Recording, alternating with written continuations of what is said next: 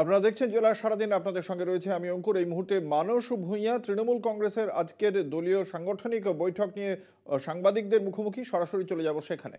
সে টাকাও বন্ধ করে দিয়েছে, প্রতিটি দপ্তরে তারা আঘাত করছে। তারা বলছে গেরুয়া রং লাগাতে হবে, তাদের লোগো দিতে হবে বিজেপির। আমাদের সরকার, মা মাটি মানুষের সরকার, আমাদের মুখ্যমন্ত্রী, আমরা সিদ্ধান্ত নিয়েছি বাংলার মাটিতে একটা বিল্ডিং এর রং করে, গেরুয়া রং করে বিজেপির নির্দেশে আমরা কোনো রাজনীতি অ্যালাউ করব না। এবং আমরা প্রতিটি অঞ্চলে, প্রতিটি বুথে, প্রতিটি গ্রামে, প্রতিটি পাড়ায়, প্রতিটি শহরে, প্রতিটি গঞ্জ এলাকায় আমরা জনপ্লাবনের মতো আন্দোলন গড়ে তুলব।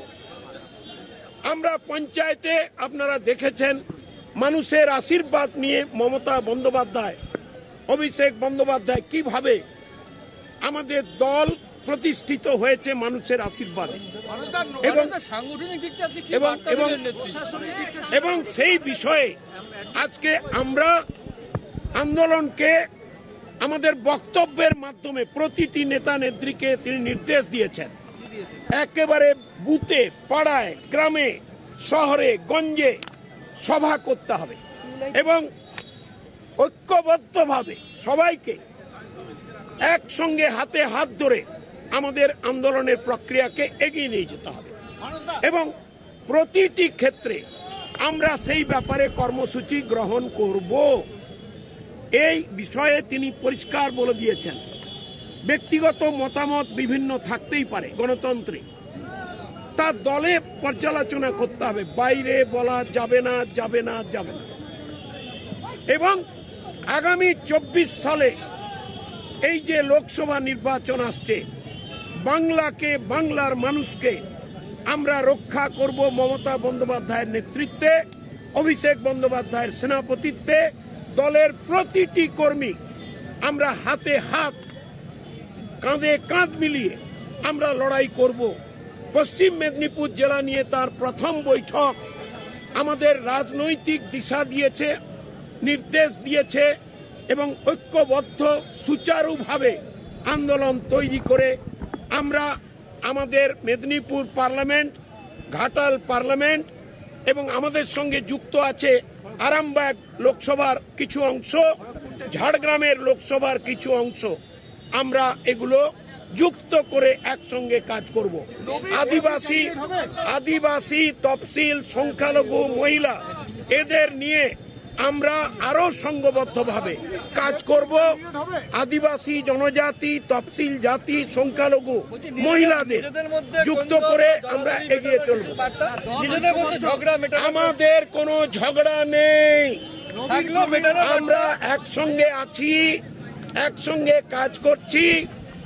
আমাদের আশীর্বাদ করেছেন আমাদের নেত্রী, আমাদের একসঙ্গে কাজ করে ফসল তুলতে হবে মানুষের আশীর্বাদ নিয়ে। পার্লামেন্ট ইলেকশনে কে প্রার্থী হবে এটা দল ঠিক করবে, এটা আমার বিষয় নয়।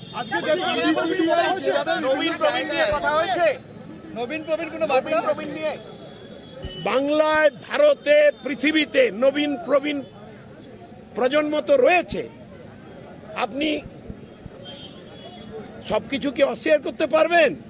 আপনাদের একটা আইটেম পেয়ে গেছেন, এই আইটেম নিয়ে চর্চা হচ্ছে, ডিবেট হচ্ছে। কোনো আইটেম টাইটেম এখানে নেই, নবীন প্রবীণের কোনো আইটেম নেই। আমরা ঐক্যবদ্ধ লড়াই করছি, তার নেতৃত্বে মমতা বন্দ্যোপাধ্যায়, তার প্রধান সেনাপতি অভিষেক বন্দ্যোপাধ্যায়। আমরা মার্ক্সবাদী একদিকে, বিজেপির যেভাবে রাজনীতি করছে, বঞ্চনার রাজনীতি, ধর্ম সংকটের রাজনীতি, বিভেদের রাজনীতি, আরেকদিকে মার্ক্সবাদী কমিউনিস্ট পার্টির বিপজ্জনক অত্যাচার, সন্ত্রাস, সেই সন্ত্রাস এবং বিপজ্জনক আক্রমণকেও আমরা মোকাবেলা করব। সবকিছু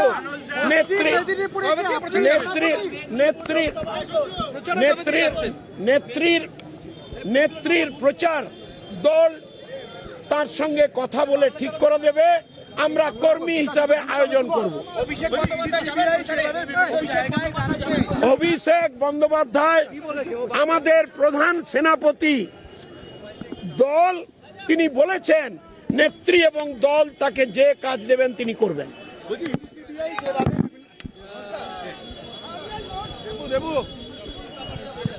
পাঠাবে লেখাটা।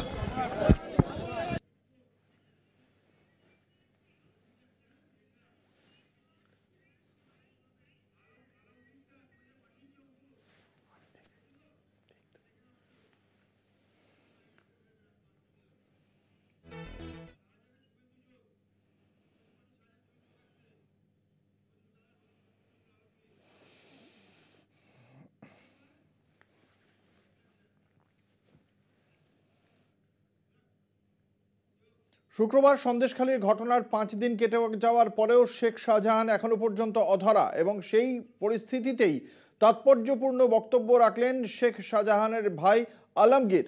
তার বক্তব্য, বিরোধী দলনেতা শুভেন্দু অধিকারীর সঙ্গে শেখ শাহজাহানের যোগাযোগ ছিল, এবং সেই কথাই বলেছেন তিনি। শাহজাহানের সঙ্গে শুভেন্দু অধিকারীর যোগাযোগ ছিল বলেই দাবি করেছেন শেখ শাহজাহানের ভাই আলমগীর। আপনারা সকলেই জানেন, ইতিমধ্যেই সোশ্যাল মিডিয়ায় ভাইরাল হয়েছে শুভেন্দু অধিকারীর সঙ্গে শেখ শাহজাহানের একটি ছবি। সেই ছবির প্রেক্ষিতেই একথা বলেছেন আলমগীর, শেখ শাহজাহানের ভাই। তার বক্তব্য, শুভেন্দু একাধিকবার তার দাদা শেখ শাহজাহানের সঙ্গে দেখা করেছিলেন, দুজনের মধ্যে ঘনিষ্ঠ সম্পর্ক ছিল বলেও দাবি করেছেন শেখ শাহজাহানের ভাই আলমগীর।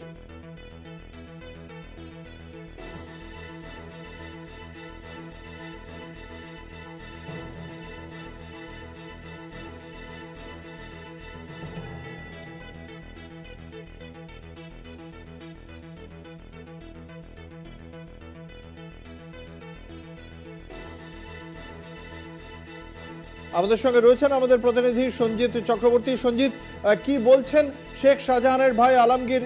তার সঙ্গে বিরোধী দলনেতা শুভেন্দু অধিকারীর সম্পর্কে কি দাবি করছেন আলমগীর?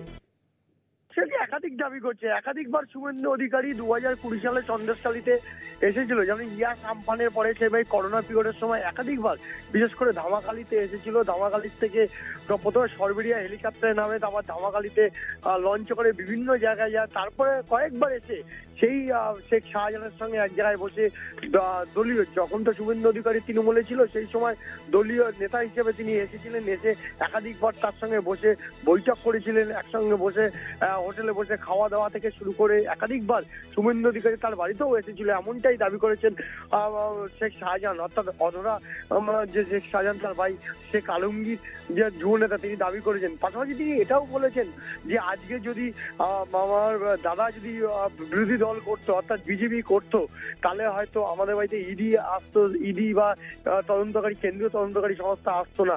কিন্তু যেহেতু যায়নি বলে তারা চক্রান্ত করে শুভেন্দু অধিকারী একদম নাম কোর্ট আনকোর্ট একদম নাম করে বললো শুভেন্দু অধিকারী বসিরহাটে যে 30শে ডিসেম্বরের যে একটা কর্মী সভা ছিল বিজেপি, সেখানে প্রকাশ্যে বলেছিল শেখ শাহজাহানের নাম, এবং তার টিকুজি তার হাতে রয়েছে। এই নিয়ে তিনি একরাশ ক্ষোভ উগড়ে দিয়েছেন। তিনি বলেছেন যে তদন্তের মধ্যে চলুক, আইনের ওপর আমাদের ভরসা আছে।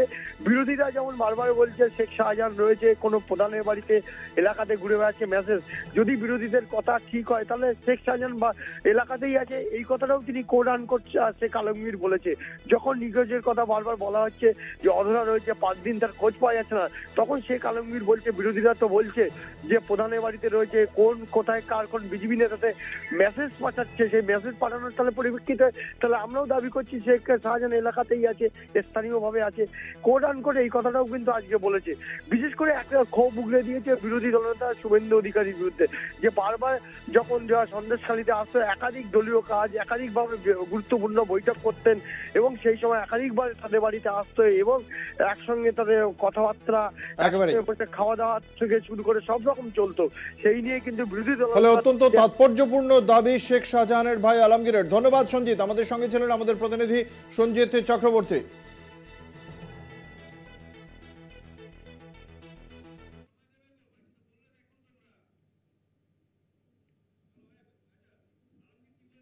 কি বলেছেন আলমগীর শোনাবো।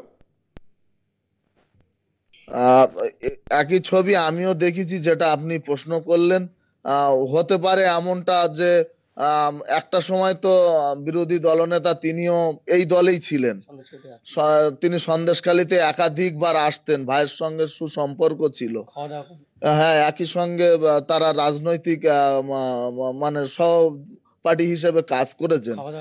হ্যাঁ, খাওয়া দাওয়া একাধিকবার সন্দেশখালীতে এসছেন, বিভিন্ন প্রোগ্রামে, সরকারি প্রোগ্রামে এসছেন এবং রাজনৈতিক প্রোগ্রামে এসছেন। তারা একই সঙ্গে কাজ করেছেন। সেই ক্ষেত্রে দেখা গেল সেই ছবিটা একটা অঙ্কে মানুষ বলছে যে সেই সময় শেখ শাহজাহান শুধুমাত্র তৃণমূলে থাকাকালীন আজকে শেখ শাহজাহান দোষী। কারণ সবাই দেখেছে যে বিরোধী দলনেতারা তারাও হাতে করে টাকা নিতে সরাসরি ভিডিও আছে। তাদের বাড়ি ইডি সিবিআই যায় না। আজকে যদি তৃণমূল কংগ্রেস ছেড়ে শেখ শাহজাহান বিরোধীদের দলে যোগ দিত, তাহলে হয়তো এই দিনটা শেখ শাহজাহানের দেখতে হতো না।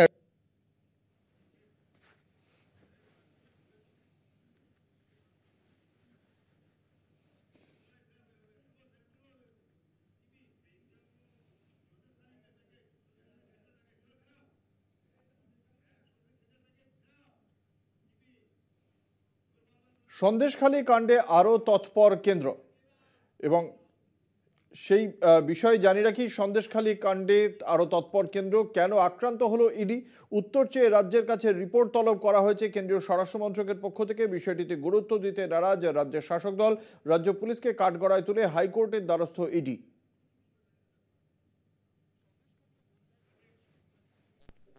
ইডির আধিকারিকরা এই ঘটনার পরেই তোলপাড় পড়ে যায় রাজ্য রাজনীতিতে। ইডি তো বটেই, স্বরাষ্ট্র মন্ত্রকও যে বিষয়টিকে অত্যন্ত গুরুত্ব দিয়ে দেখছে তার ইঙ্গিত আগেই মিলেছে।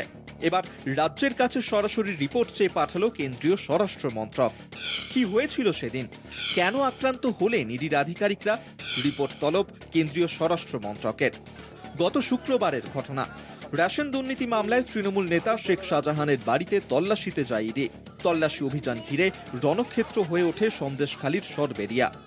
জনরোষের মুখে পড়ে আক্রান্ত হন ৩ জন ইডির আধিকারিক।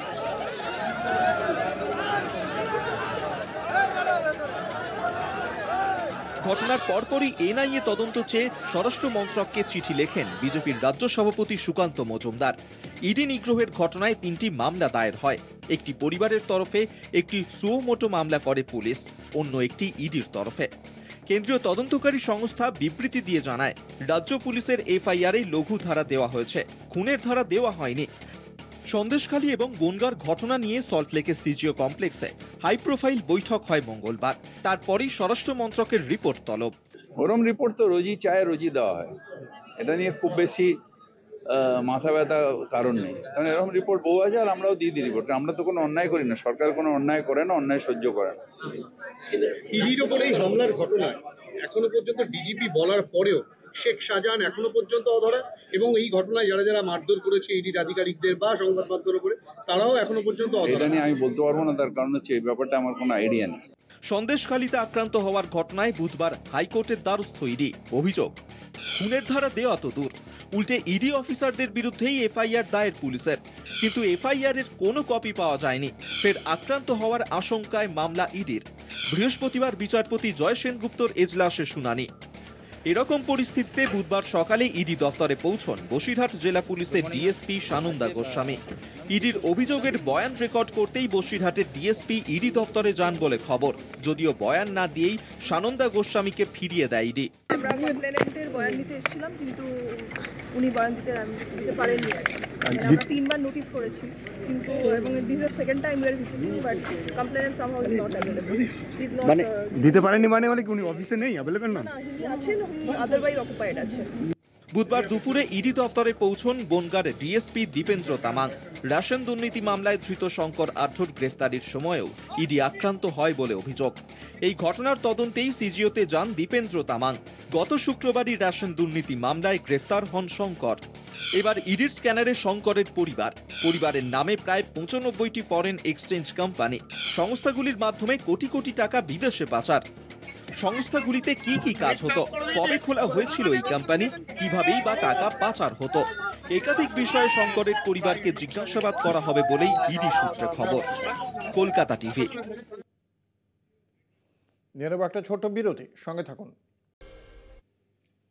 মালদার কালিয়াচকে টেন্ডার নিয়ে বিতর্ক, প্রধানের বিরুদ্ধে দাদাগিরির অভিযোগ ঠিকাদারদের।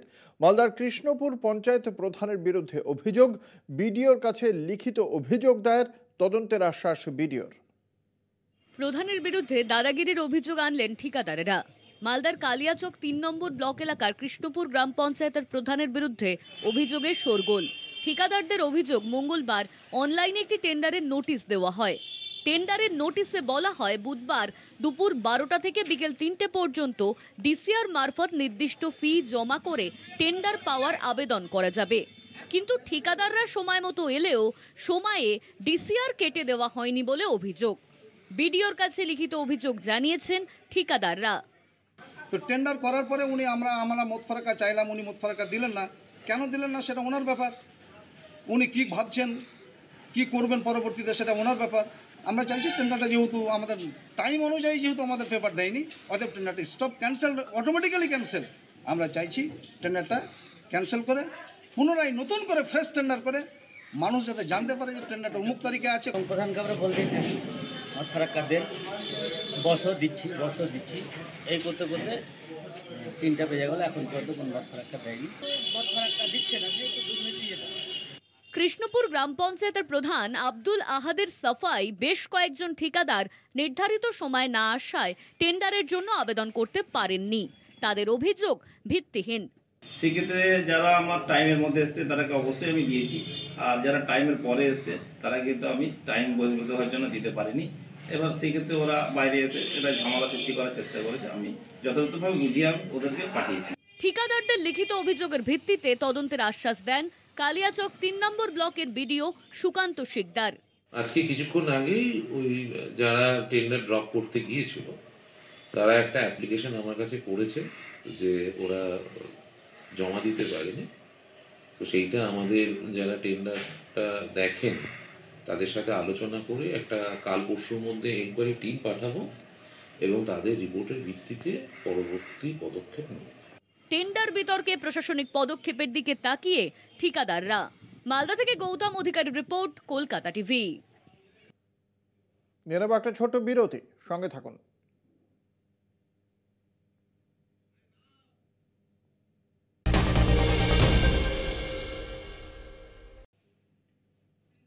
প্রায় 80 রকমের অর্কিডের অস্তিত্ব রয়েছে বক্সা পাহাড়ে। সবকটি অর্কিড গাছই বেড়ে উঠছে বন দপ্তরের অর্কিড হাউসে।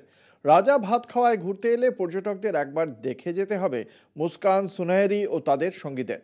বক্সা ব্যাঘ্র প্রকল্পের রাজা ভাত খাওয়ার রেঞ্জের অর্কিড হাউসের ফুল এরাই। রাজাভাত খাওয়ার রেঞ্জ অফিসের তরফে প্রকৃতি বীক্ষণ কেন্দ্রের ভিতরে গড়ে তোলা হয়েছে অর্কিড হাউস। বক্সার জঙ্গলে অর্কিডের অস্তিত্ব রয়েছে, যা হয়তো অনেকেরই অজানা। প্রায় 80 রকমের অর্কিডের অস্তিত্ব রয়েছে বক্সা পাহাড়ে। সবকটি অর্কিড গাছই বেড়ে উঠছে বন দফতরের অর্কিড হাউসে। পর্যটকদের কাছে এই জায়গাটি আকর্ষণের কেন্দ্রবিন্দু হয়ে উঠবে বলে দাবি রাজাভাত খাওয়ার রেঞ্জ অফিসার অমলেন্দু মাঝির। এখন প্রায় 70 থেকে 75টি প্রজাতির অর্কিড আছে, যেগুলো বক্সার জঙ্গলেই পাওয়া যায়। আমরা আমাদের এই অর্কিড হাউসে আমরা নতুন একটা টুরিস্ট ডেস্টিনেশন যেরকম রেডি করছি, তেমনি এখানকার অর্কিডের ভ্যারাইটিটাকেও বাড়াচ্ছি। সংরক্ষণ, তার সাথে টুরিস্ট যেখানে কিনা জঙ্গলের ভেতরে গিয়ে বা প্রত্যন্ত জায়গায় যেখানে কোনো স্পেসিফিক অর্কিড হয়। অর্কিড খুব ডেলিকেট এক ধরনের গাছ, যারা নির্দিষ্ট তাপমাত্রায়, নির্দিষ্ট আবহাওয়া সব কিছুর মধ্যে আর কি তারা বড় হয়। সেই জিনিসটাকে এখানে একটা এক্সপিরিয়েন্স দেওয়ার চেষ্টা করছে সবাইকে। অর্কিড হাউসটি রাজাভাত খাওয়ার অন্যতম আকর্ষণ হতে চলেছে। অর্কিড গাছের পরিচর্যা সকাল সন্ধ্যা নেওয়া হয়। কি কি অর্কিড গাছ রয়েছে, বাইরের বোর্ডে তাদের নাম এবং এলাকায় কি নামে এগুলি পরিচিত তা লেখা রয়েছে। অর্কিড গাছে মাটির পাশাপাশি কাঠকয়লা, ইটের টুকরো দেওয়া রয়েছে। পাশাপাশি পলি হাউসটি এমন ভাবে নির্মাণ করা হয়েছে যাতে তার তাপমাত্রা থাকে 10 থেকে 30 ডিগ্রি সেলসিয়াসের মধ্যে। অতিরিক্ত জল অর্কিড গাছের গোড়ায় জমতে দেওয়া ঠিক নয়, সেই কারণে নালার ব্যবস্থা করা হয়েছে। রাখা হয়েছে আলোর সুব্যবস্থা। খুব কম সময়ে এই অর্কিড হাউসটি গড়ে তোলা হয়েছে। এই অর্কিড গাছগুলিতে ফুল শীঘ্রই ফুটবে বলে আশাবাদী বন দপ্তরের কর্মী ও আধিকারিকরা। রাজাভাত খাওয়া থেকে অজয় শাহর রিপোর্ট, কলকাতা টিভি। এখন এই পর্যন্তই। দেখতে থাকুন কলকাতা টিভি, রাত দিন 7 দিন।